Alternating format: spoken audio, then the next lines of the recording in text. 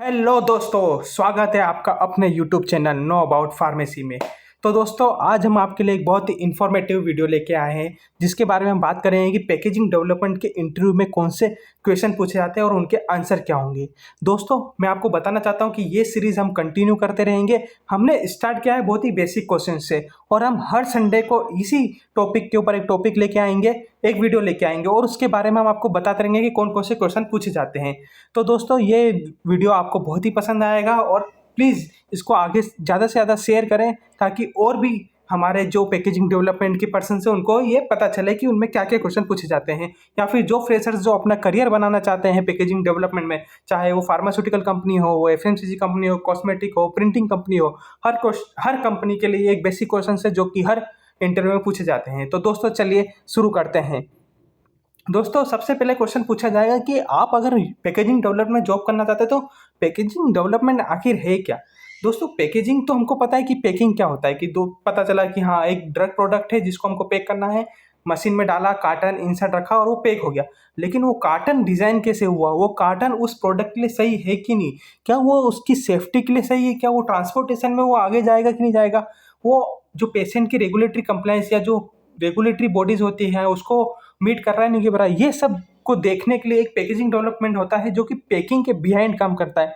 हम लोग देखते हैं कि क्या क्या रिक्वायरमेंट होती है। अगर अगर एक स्ट्रिप उसमें 10 टेबलेट, तो 10 टेबलेट के अकॉर्डिंग क्या कार्टन रहेगा, उसके अंदर कौन सी फिल्म जाएगी, उसके अंदर क्या इंसर्ट रहेगा, वो रहेगा, उसका डिज़ाइन करे जाएंगे, आर्ट वर्क डेवलप किया जाता है, आर्ट वर्क में दिया जाता है क्या क्या इन्फॉर्मेशन इंसर्ट पे लिखी जाएगी, कार्टन पे लिखी जाएगी, क्या उसकी स्टोरेज कंडीशन रहेगी, मटेरियल सिलेक्शन, वो जो मटेरियल हम सिलेक्ट करेंगे क्या वो जो स्टोरेज कंडीशन है, या ट्रांसपोर्टेशन, या थ्रू आउट द जब तक वो पेशेंट उसको इंटेक नहीं करना तब तक वो स्विचेबल उसी कंडीशन में रहेगा कि नहीं, हाँ वो टेस्टिंग, उसकी टेस्टिंग कैसे जाएगा, ये भी पैकेजिंग डेवलपमेंट का पार्ट होता है।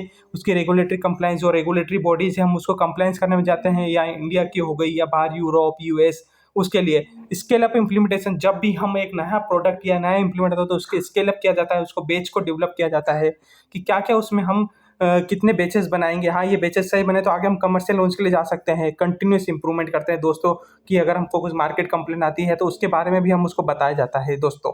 ठीक है, अब ये हो गया पैकेजिंग डेवलपमेंट के बारे में दोस्तों। अब हम नेक्स्ट क्वेश्चन पे जाते हैं।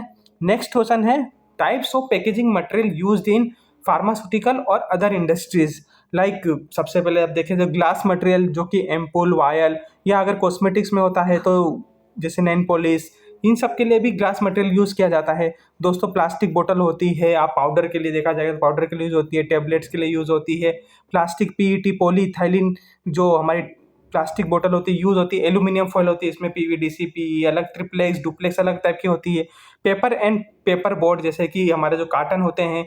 अब दोस्तों, बहुत सारे फ्रेशर होंगे जिनको कार्टन, ब्लिस्टर फॉयल, इनके बारे में भी हम कंटिन्यूस वीडियो बनाते रहेंगे, अपलोड करते रहेंगे। इसके लिए हमारे चैनल को प्लीज़ सब्सक्राइब करते रहिए कि आपको ऐसी इन्फॉर्मेशन मिलेगी, और ऐसी इन्फॉर्मेशन आपको और किसी भी यूट्यूब चैनल पे नहीं मिलेगी जो इन्फॉर्मेशन आज हम इस यूट्यूब चैनल पे आपको देंगे दोस्तों। पेपर बोर्ड हो गया, जैसे कि सीपर हो गया, हमारा कार्टन हो गया। उसके बाद लेबल्स होते हैं, लेबल होते हैं कि जो कि इन्फॉर्मेशन बताते हैं। आप अगर किसी बोतल को उठाएंगे तो उसके ऊपर लेबल लगा, तो उस लेबल को देख के हम बताते हैं कि हाँ ये दवाई हमको इस टाइम पे लेनी है, ये दवाई। उसके यहाँ तक कि डिज़ाइन को, कलर को देख के ओके ये लेबल वाला कलर ये है तो यहाँ यही दवाई है, उस लेबल के बारे में लेबल यूज़ किया जाता है। फ्लेक्सिबल लेमिनेटेड होता है, जैसे कि हमारे इन्फ्यूज्ड पैक्स होते हैं, जैसे कि हमारे ग्लूकोज का होता है उसको फ्लेक्सिबल लेमिनेटेड होता है। ब्लिस्टर पैक्स होते हैं, हमने बात की अभी। कैप्स होता है, जो बोतल के ऊपर कैप्स रखता है, उसकी भी एक अलग ही साइंस और कॉन्सेप्ट है। उसके जो टी डायमेंशन, डी डायमेंशन, हम उसके बारे में बात करेंगे नेक्स्ट वीडियो में। सेकेंडरी और टर्सरी पैकेजिंग में हमने आपको इसके ऊपर एक डिफरेंट वीडियो ऑलरेडी बना चुके हैं कि प्राइमरी, सेकेंडरी और टर्सरी मटेरियल होता क्या है, वो भी हमने एक्सप्लेन कर चुके हैं ऑलरेडी दोस्तों। आप हमारा वो वीडियो भी जाके दे सकते हैं। तो चलिए दोस्तों, नेक्स्ट क्वेश्चन पे चलते हैं। बोलते हैं रिजिड और फ्लेक्सिबल पैकेजिंग। दोस्तों, रिजिड और फ्लेक्सिबल पैकेजिंग, आपने अगर आप इस इमेज को देखेंगे तो आपको देख के पता चलेगा।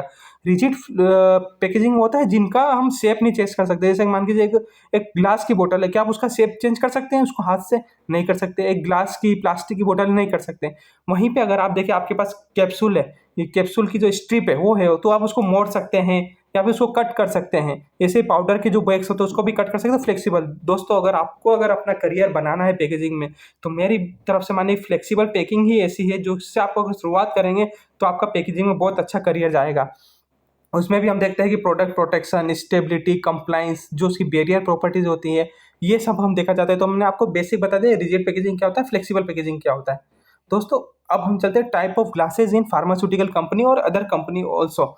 सो दोस्तों सबसे पहले होता है टाइप 1 बोरोसिलिकेट ग्लासेस, टाइप 2 होता है treated soda lime glasses, type 3 होता है सोडा लाइम ग्लासेस, और टाइप होता है एक एनपी नॉन फार्माकोपियल, जो कि फार्मास्यूटिकल के अदर यूज़ किया जाता है। इनके अलग अलग जो पर्पस है, जैसे कि टाइप 1 ग्लासेस जो होता है जो कि हाईएस्ट केमिकल ड्यूरेबिलिटी होता है, इसके लिए मतलब कि केमिकल जो हम डालेंगे वो एकदम उसमें स्टेबल रहेंगे, वो होता है।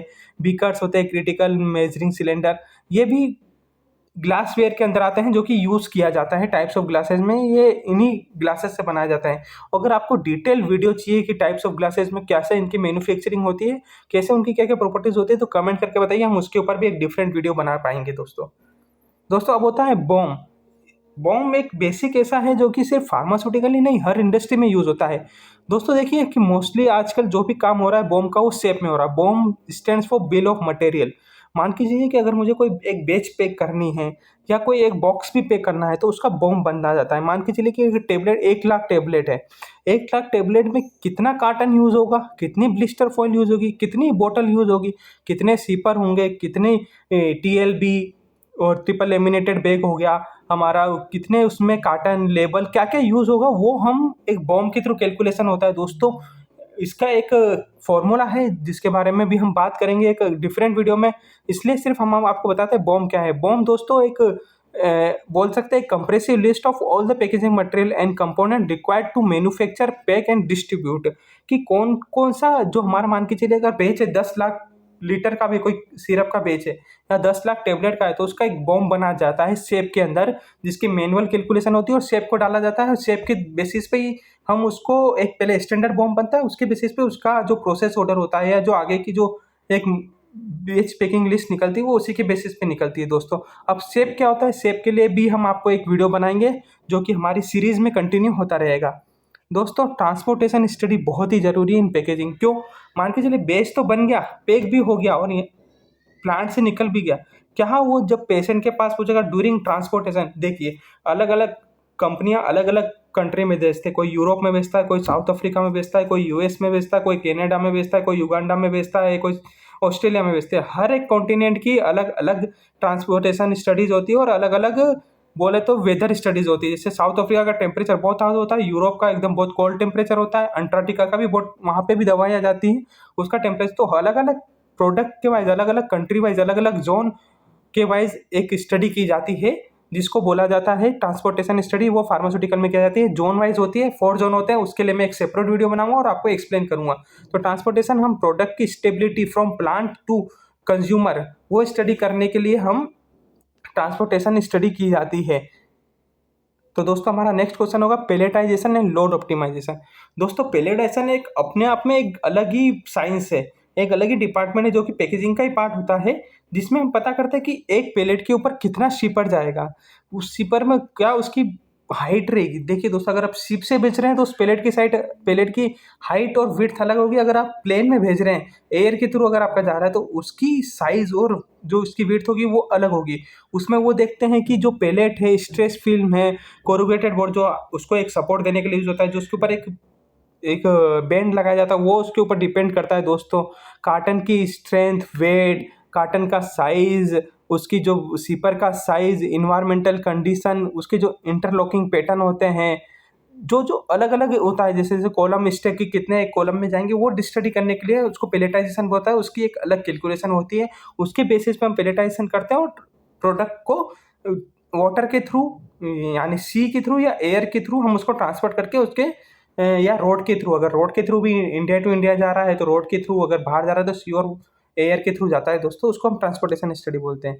क्रिटिकल पैकेजिंग टेस्ट दोस्तों एक बहुत ही ये इंपॉर्टेंट टेस्ट है। कोई भी बैच पैक करने से पहले उस बैच को, उस पैकिंग मटेरियल को एक टेस्ट के थ्रू जाना था। हर एक पैकिंग मटेरियल जाता है, चाहे वो आपका ब्लिस्टर फॉइल हो गया, कार्टन हो गया, लीफलेट हो गया, या आपका सीपर हो गया, हर एक चीज़ एक केमिकल, यहाँ तक कि जो प्लेन लेवल होता है, यहाँ तक कि ड्रम भी होता है, वो भी टेस्टिंग के थ्रू जाते हैं। अलग अलग टेस्ट किए जाते हैं, जैसे GSM ग्राम पर सेंटीमीटर स्क्वायर, इसका जो होता है उसका एक अलग इंस्ट्रूमेंट होता है, उसके बारे में मैं अलग अलग वीडियो हर एक के बारे में बनाऊंगा दोस्तों, कि आपको नॉलेज मिले। कॉप टेस्ट होता है, बस्टिंग स्टेट होता है, मतलब 10/10 का एक सीपर काटा जाता है, उसको एक फोर्स लगाया जाता है, अगर वो फट जाता है और उसकी जो bursting state not less than 16 है या नॉट लेस देन 14 है, अगर वो आ रही है, लीक टेस्ट किया जाता है कि कुछ mmHg तक उसका प्रेशर लगाया जाता है। अगर वो होता है तो ऑक्सीजन ट्रांसमिटेशन टेस्ट हो गया, वाटर वेपर ट्रांसमिशन टेस्ट हो गया, ड्रॉप टेस्ट, एक सीपर को कुछ हाइट से फेंका जाता है, अगर उसको कुछ नहीं होता है तो वो पास होता है।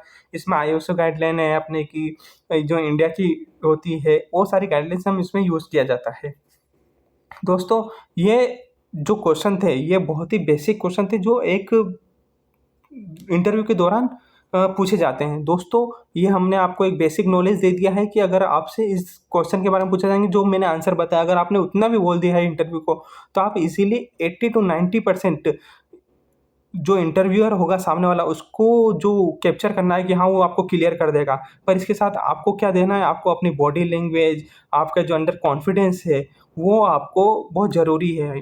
टेक्निकल नॉलेज तो सब होता है, लेकिन बॉडी नॉलेज, बॉडी लैंग्वेज और कॉन्फिडेंस होना बहुत ही ज़रूरी है। Great packaging protects more than the product. अगर प्रोडक्ट तो अच्छा बना है, अगर पैकेजिंग अच्छी नहीं है तो फिर वो प्रोडक्ट किसी काम का नहीं होता है। इसलिए दोस्तों, पैकेजिंग इंडस्ट्री बहुत है और बहुत ही स्कोप और करियर है, इसलिए जितना ज़्यादा हो सकता है आप पैकेजिंग के बारे में नॉलेज लीजिए और अपना करियर इसमें बनाइए। दोस्तों थैंक यू इस वीडियो को देखने के लिए, और हमारे चैनल के साथ हमेशा बने रहिए। इसको वीडियो को लाइक कीजिए, शेयर कीजिए, सब्सक्राइब कीजिए दोस्तों, और ज़्यादा से ज़्यादा शेयर कीजिए कि ऐसे पैकेजिंग नॉलेज को हम और आगे बढ़ाते जाए, तभी हमको मोटिवेशन मिलेगा। थैंक यू सो मच दोस्तों। अगला वीडियो बहुत ही जल्दी आने वाला है और वो होगा AI इन पैकेजिंग। उसके बारे में हम वीडियो बना रहे हैं जो कि बहुत जल्दी आएगा। इसके लिए हमें आपको बस एक चीज़ करनी है, सब्सक्राइब करना है हमारे चैनल को। Thank you so much.